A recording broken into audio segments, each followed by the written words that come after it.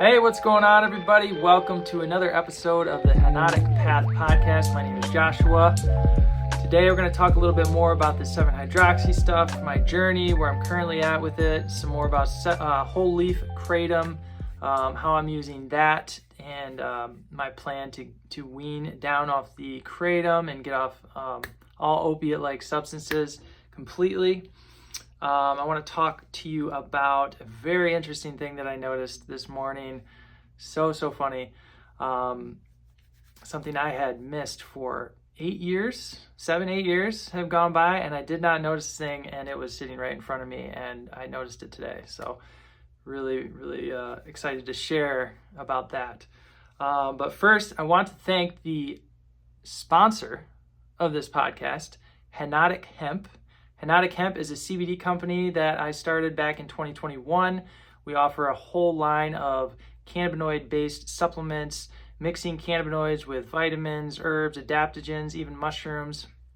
We have a full lineup of oils, capsules, topicals, and gummies, and they're incredible. Each product's different. We have a nootropic called Mind Caps, and they're all designed to help get you in harmony with your best self, so you can live your best life and be in your highest vibrational state, which is why we are here on this planet. We are here to learn how to be in our highest vibrational state, in harmony with ourselves, in harmony with God, in harmony with nature. So definitely check out Henotic Hemp if you are looking for some high quality CBD supplements. All right, with that said, I want to jump into the 7-hydroxy stuff. I talked a lot about this in the last 2 episodes. This is a big thing. It's definitely been big on my heart, considering my past struggle with opiate addiction, with heroin addiction, and then to wind up entangled with this 7-hydroxy stuff just a couple months ago. Very happy to say currently I'm about 2 weeks off of the 7-hydroxy, a little bit more than that. And I'm feeling great, feeling really good. I titrated down, I weaned down slowly off the 7-hydroxy, started supplementing in the whole leaf kratom, which whole leaf kratom, I will say it again and again, is a great and wonderful thing, especially if you are using an opioid or pharmaceutical opioid that has a ton of side effects, that's actually dangerous if you take too much. And you're looking to get off of that stuff, and you need something to help you with chronic pain or just whatever. If you deal with anxiety, depression, low mood, low energy, kratom is a nice natural thing that can help you. That doesn't really have too many side effects. There's not really too many downsides to kratom. It's very safe. Again, it's all natural. It's filled with tons of different alkaloids, and it works in a very unique way in the body to where it can help benefit many different things without, again, being dangerous, without having the risk of overdose. Of course, if you take too much of anything, you can overdose. If you drink too much water, you can overdose. So that comes with a caveat, right? But yeah, whole leaf kratom powder is very beautiful and amazing, and it's a good thing. And I'll talk more about that for sure. But yeah, so a couple weeks ago, maybe last week, not even 2 weeks ago, I had posted a video. I was driving to work and had been talking to somebody who's struggling with the 7-hydroxy, and so it was real just, big, heavy on my heart in the moment. So I, just hit record on my phone while I was driving and just started talking about what this stuff is and how you can get off of it, and just like the recent struggle that I had with it, the huge reminder that it gave me of what it was like to be back in that state of mind, back in that addiction mindset, not being able to go more than 8 hours without taking some, without feeling sick.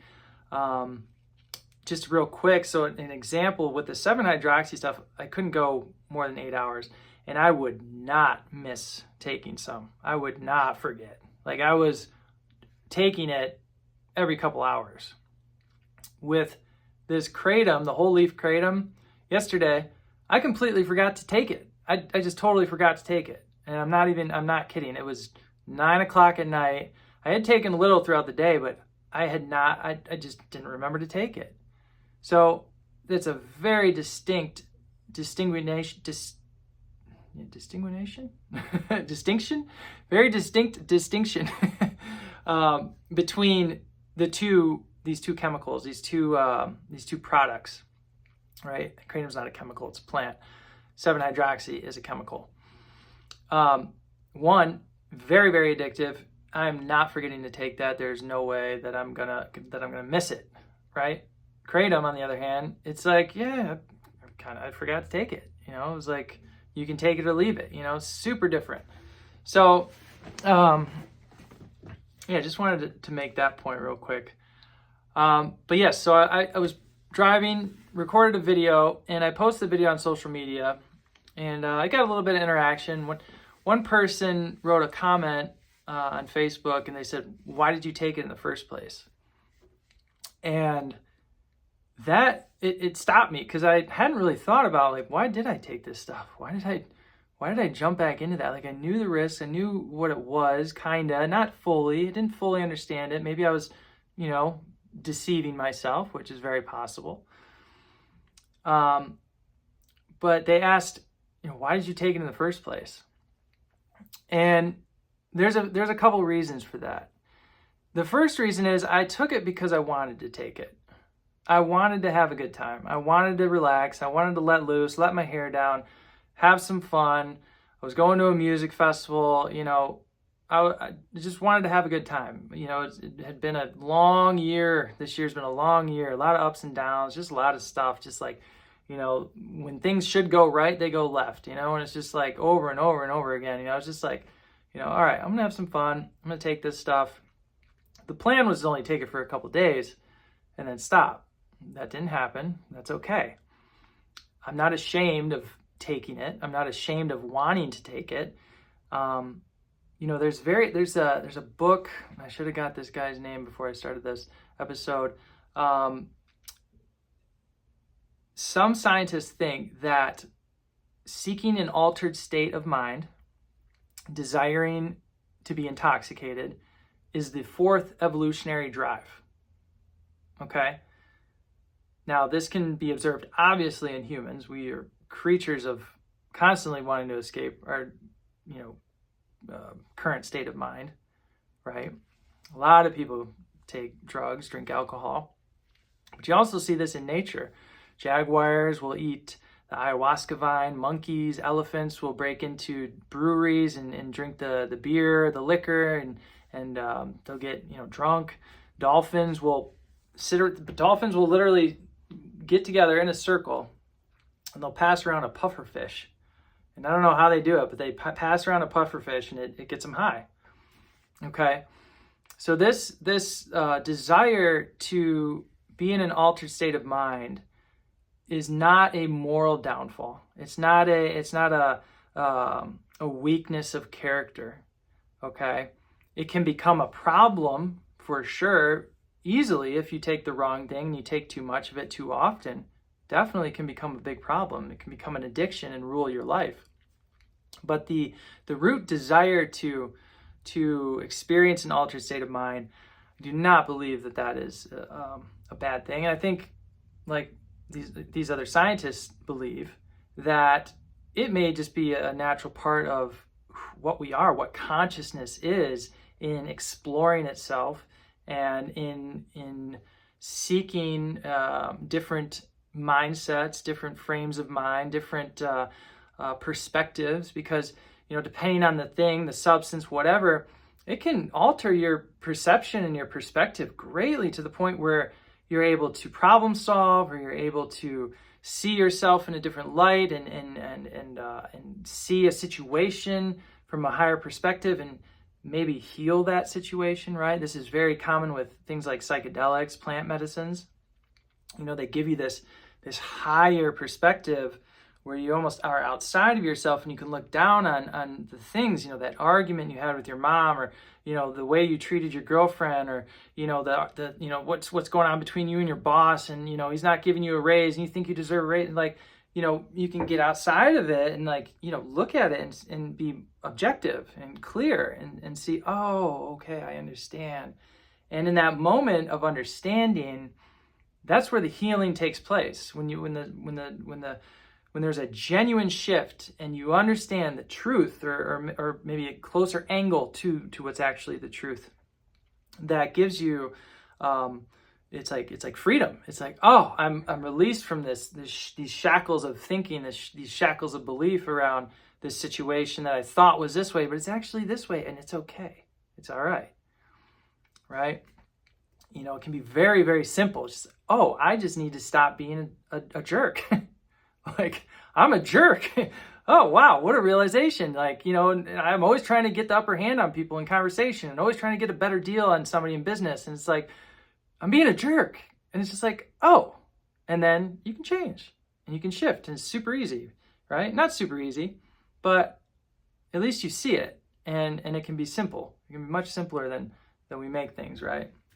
So yeah, this whole thing about wanting to experience an altered state of mind, you know, it's just been a part of who I am for as long as I can remember. When I was a kid, you know, I would spin in circles for as long as I could and then go lay on the couch and just like, oh my gosh, this is crazy, you know?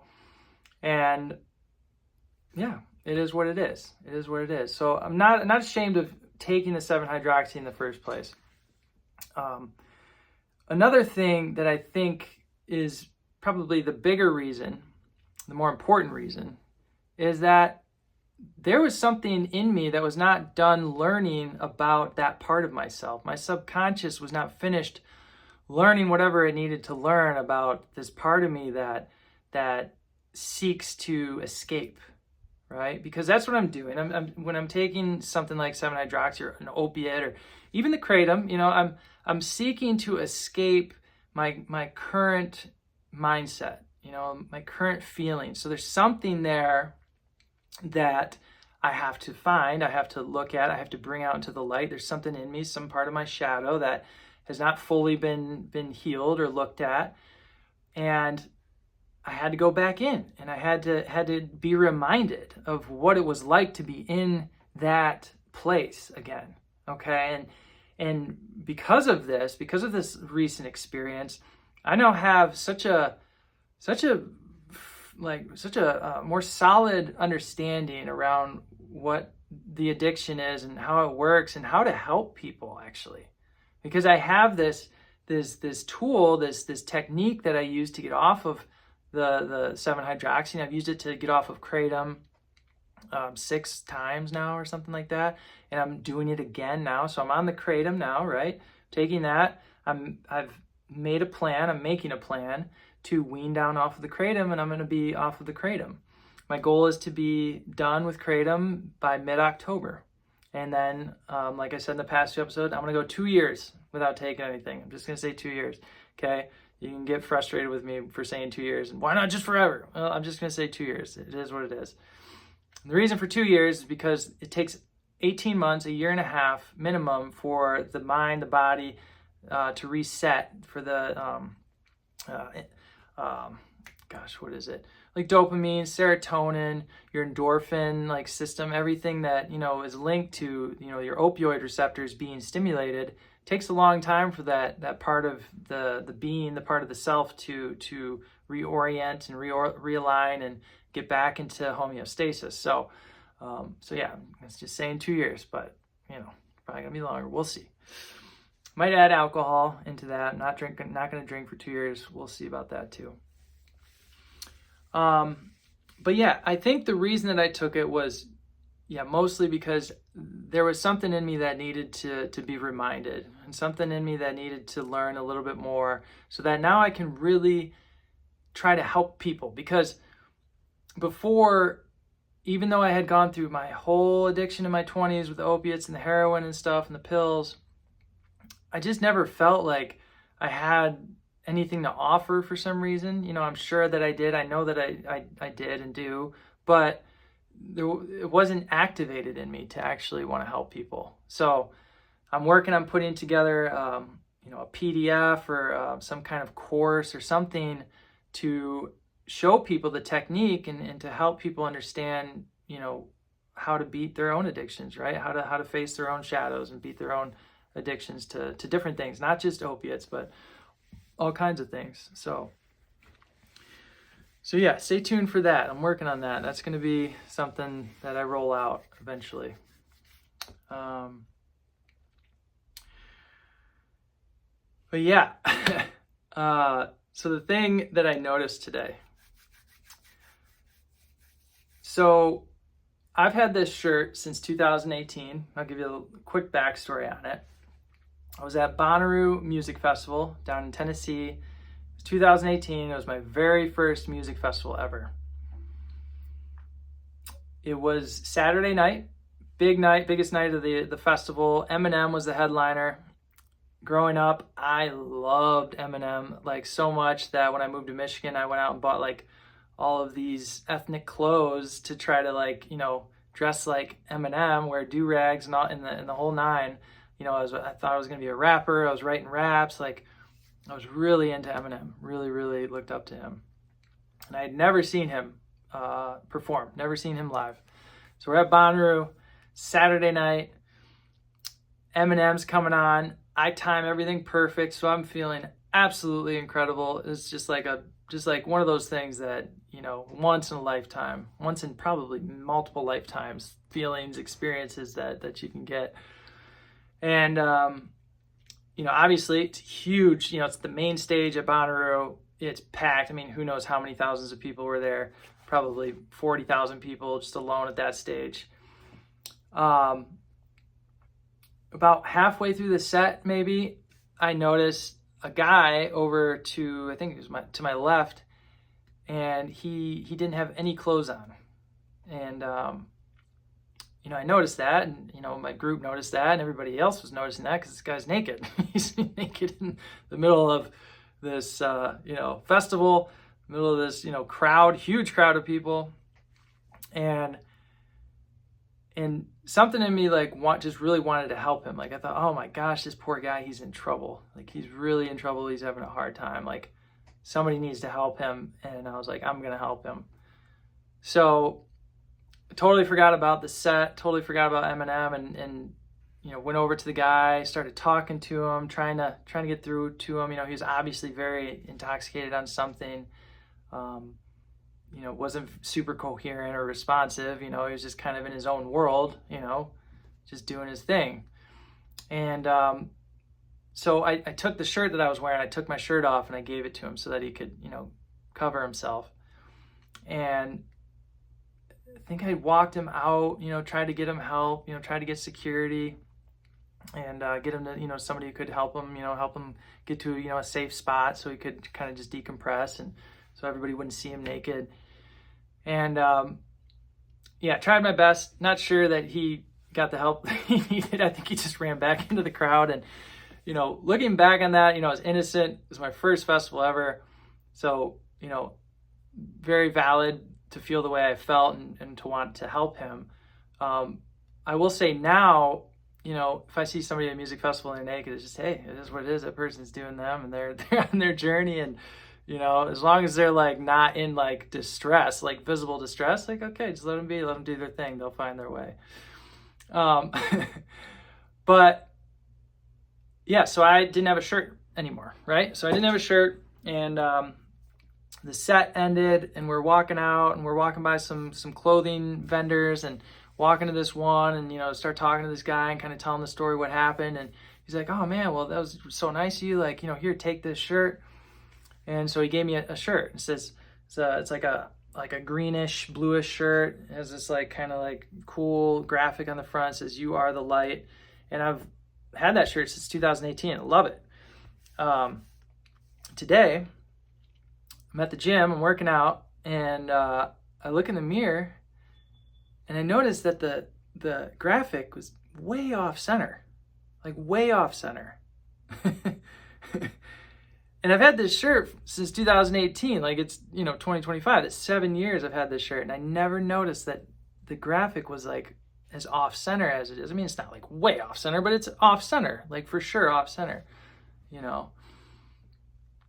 And I was just oh my gosh, what? How have I never noticed that? This thing has been right in front of me. I don't know how many times I've worn this shirt, how many times I've seen myself in the mirror with it on. And I've never noticed that. And it got me to thinking, like, it's so funny. It's so funny because how many other things are going on in my life right now that are right in front of me that I just can't see. And I'm just totally missing, right?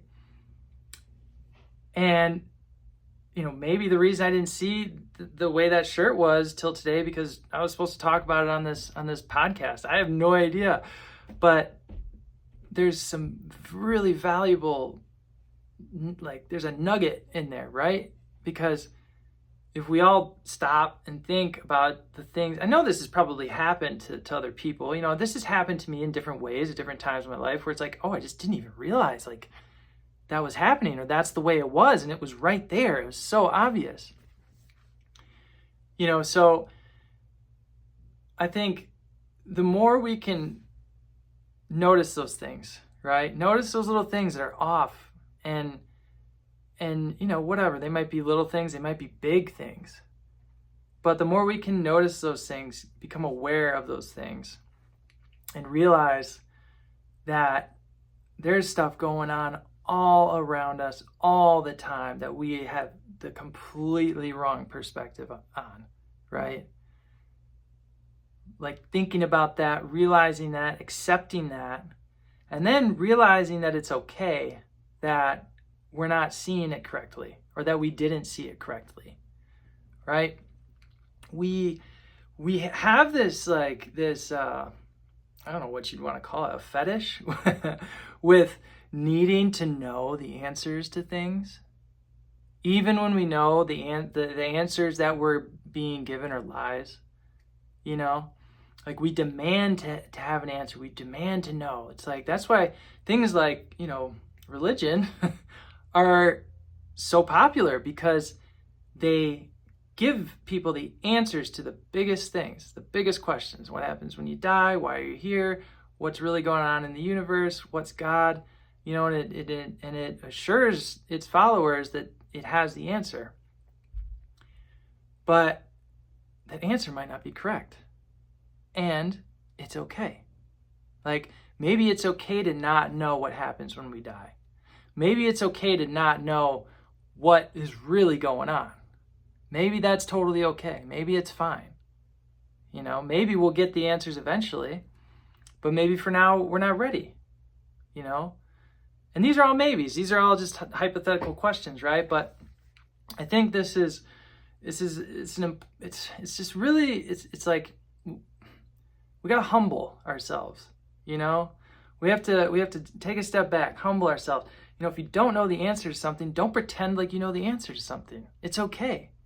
Because we can tell when we're lying to each other. We can tell, we can feel it. We know when someone's being fake, when they're not being truthful, when they're hiding things, when they're kind of skirting around what's actually going on. It's like, oh man, if you could just be honest, like, I could see you, and then comes the part of the person who's doing the seeing to not judge, to say, it's okay. I see you as a human being. I know you make mistakes. I know you tell lies. I know that you do things that, are out of integrity. And it's okay. It's okay. But, like, the only way we start to heal all that is by, acknowledging it, saying, okay, it's there. And yes, I was wrong. Like, gosh, I know some people that they cannot admit that they're ever wrong. It's like next to death to admit being wrong. And it's like, no, man, it's not that big of a deal. Just take ownership, take responsibility, just own your stuff. It's okay. Own your stuff.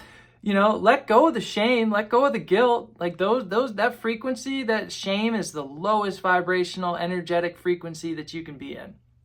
So use the shame as a powerful, potent motivator, and then get out of it, use it to see what's really going on, admit it, okay, and then keep moving, I know for myself, I've spent years in endless loops of shame and, substance abuse and, oh, I could have done better. Oh, I slept in again. And oh, this and that. And the other thing, it's like, in the past year, maybe, I've really started to just let go of that shame, started to try to see myself as like, what's little Josh? What's going on with little Josh, What's he doing in there? Why is he struggling? Why is he having such a hard time? Why is he doing this, And it's a game, It's just like you're playing hide and seek with yourself, and you're trying to figure out, like, what are these repetitive patterns that I keep falling into that are like damaging and that are hurting my relationships, and why is this happening? And ask those questions.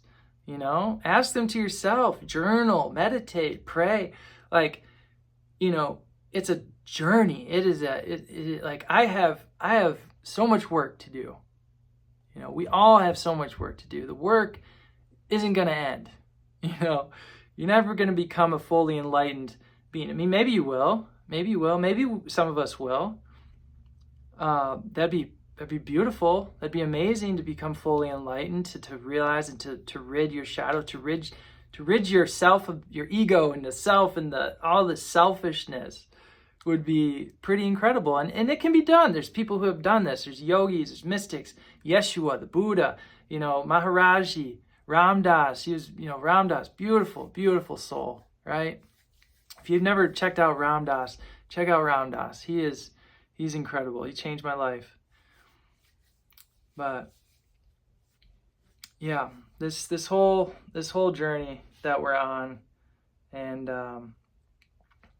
just these little games that we're playing with ourselves and each other, and not noticing, not seeing what's right in front of us, not realizing that you're the problem. Are you the problem? Could you be the problem? Could you maybe admit that maybe you're part of the problem? You could. And I'm going to tell you, nothing bad is going to happen. The people around you are going to say, oh, finally, thank you. Now we can start to see one another. And now we can begin to heal. All right.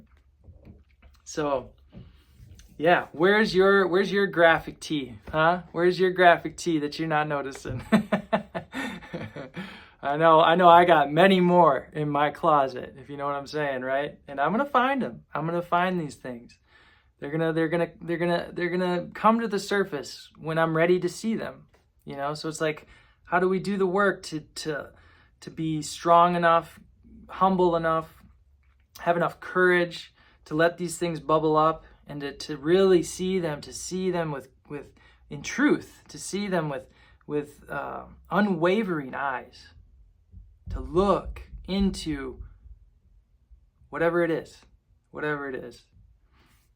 We can do it. You can do it. I'm doing it. Slowly, but I'm doing it. So yeah, that is about it for this one. I do want to mention, in final words, that I am helping organize a couple of medicine retreats this October. It's going to be in Washtenaw County, Michigan, at a beautiful, beautiful temple.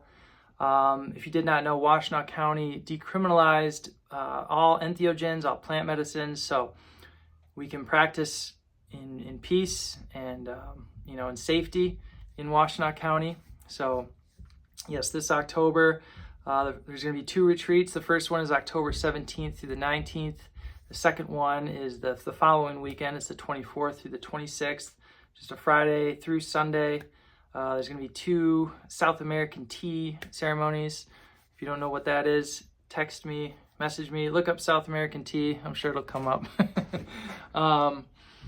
Doing 2 of those. Going to do a combo detox. Going to have rapé, sacred tobacco throughout the weekend, and a cacao closing ceremony. Again, it's on the most beautiful property, private property.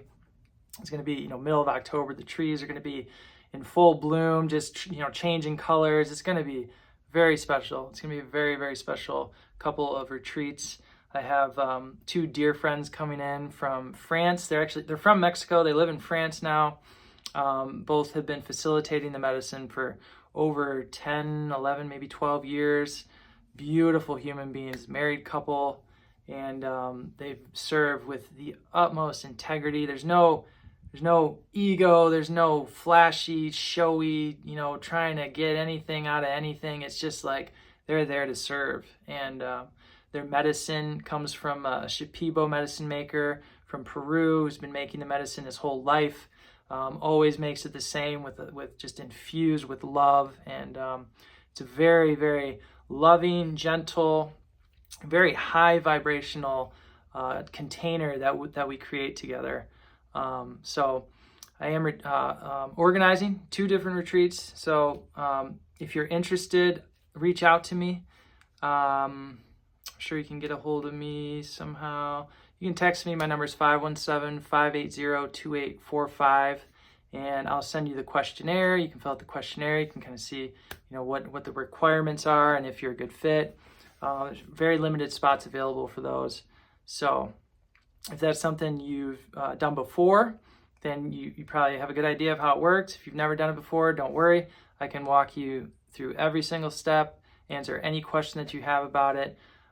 This medicine, more than anything, has changed my life for the better in so many different ways. And now I have the great honor of being able to connect people with this sacred plant, this divine portal to God, literally. So yes, so much healing and so much healing to come, and so much needed healing. Our world is obviously in a state of chaos, and it's just getting crazier and crazier. So if you're ready, if you're interested, if you feel the call, please reach out to me, and I'd love to talk to you about it more in depth. So, all right, guys, that's it for this episode.